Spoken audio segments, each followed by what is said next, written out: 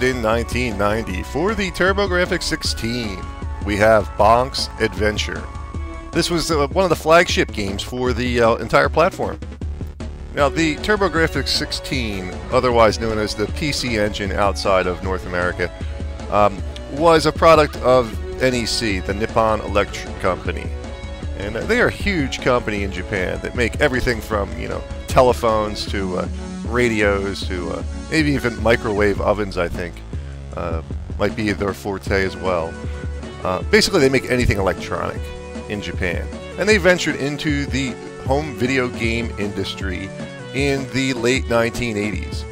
Their systems were unique. They used HUE cards, or HUE cards, I'm not sure how it's pronounced.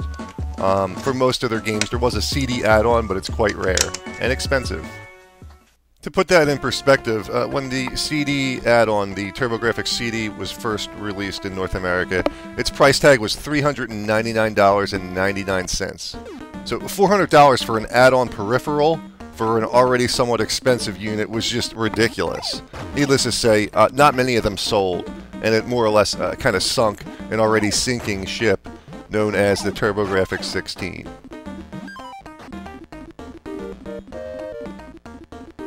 So let me talk a little bit about the title in question, Bonk's Adventure, or PC Genjin as it was known in Japan, which was in fact a play on words for the name of the platform itself was PC Engine. And Bonk, or PC Genjin, was in fact slated to be the mascot of the entire platform.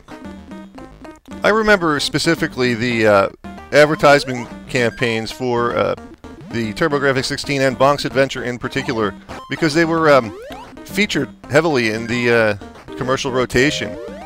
I mean, a commercial for TurboGrafx 16 included a commercial for Bonk. And I do remember always wanting to get a TurboGrafx 16, but not quite being able to afford one, because they weren't cheap, like I said. And I remember marveling at the amount of colors and the technical capabilities of the equipment itself. Quite advanced for the time in the 8-bit era. Or at least the end of the 8-bit era. The Sega Genesis was 16-bit, like the TurboGrafx 16, and quite popular. And this is right around the time when the Super Nintendo, which is also 16-bit, was just coming to market. Now, Bonk's Adventure, like many popular games at the time, was a platformer. And of course, the gold standard for the platformer in the late 80s, early 90s was Super Mario Brothers. And the silver standard was probably Sonic the Hedgehog.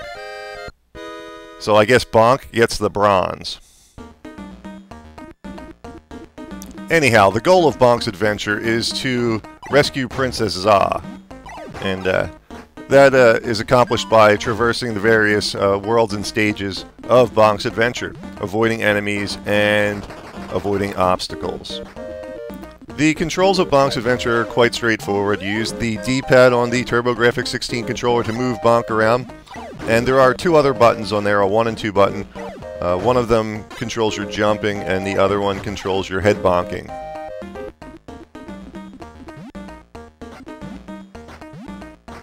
Now, unlike Super Mario Brothers, you can't kill an enemy by jumping on top of them. In fact, that will cause damage to Bonk.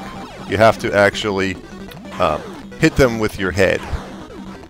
You can do this by simply walking next to the enemy and hitting the button that causes you to bonk your head.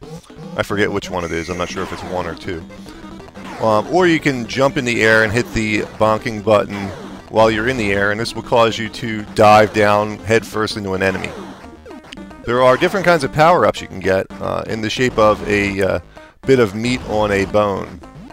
And there are 3 stages to your power-ups. Well, actually 2. There's a regular, normal mode, and then there's a level 1 power-up mode where when you bonk the ground, it stuns the enemies momentarily.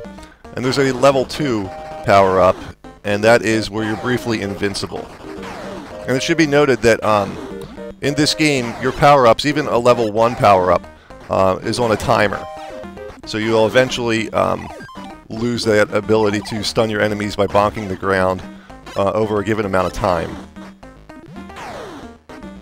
One other interesting but slightly annoying feature is the ability for Bonk to climb up the side of a platform, which can happen if you accidentally fall off the edge of a platform, or, like I did just there, not quite reach the top of one. Now, I say that's slightly annoying because occasionally you'll find yourself stuck in an area where an enemy will knock you backwards.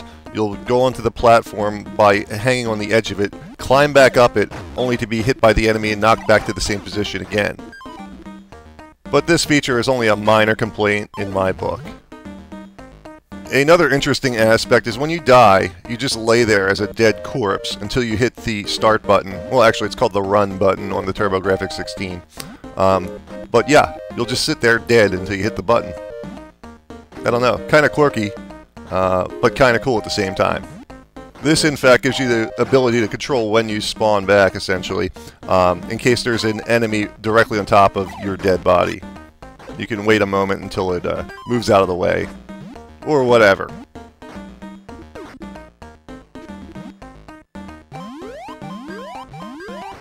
Now, throughout the game, I already mentioned the power-ups, which are bits of meat on a bone.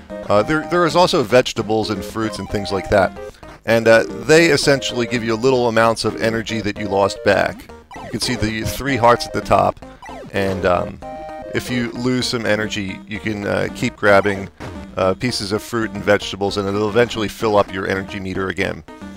And another interesting thing in this game is the ability to add hearts to your level. So you start out with 3, and you can eventually add a 4th or 5th heart by finding what's essentially a heart container in the game, which is pretty cool. It's only something you really saw on games like Zelda that are role-playing games. It's a kind of a welcome feature on a platformer.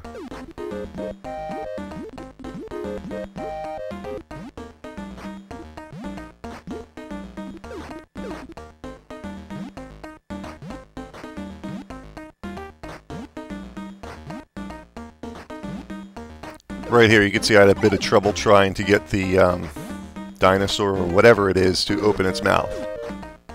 But eventually I got there.